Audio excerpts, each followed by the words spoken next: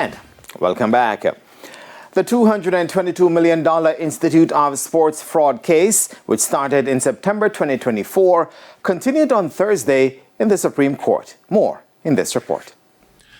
The case, which was predicted by one of the defense attorneys to last for 3 months, is chugging along slowly into month 5. Former Chief Financial Officer of Insports, Andrew Wright, and his 5 co-defendants are accused of being part of a team of former Insports employees who wrote, signed, and cashed fraudulent checks for payees who were neither employed nor contracted to the agency. On Thursday, a witness gave evidence via video outlining how she collected payments for a relative who worked for the government agency.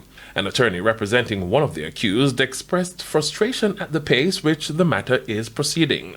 He says that his client was simply executing his duties and following directives from his superiors. He also says there are 2 key witnesses who may be pivotal to the case. Justice Anne-Marie Lawrence Granger is the presiding judge in the matter.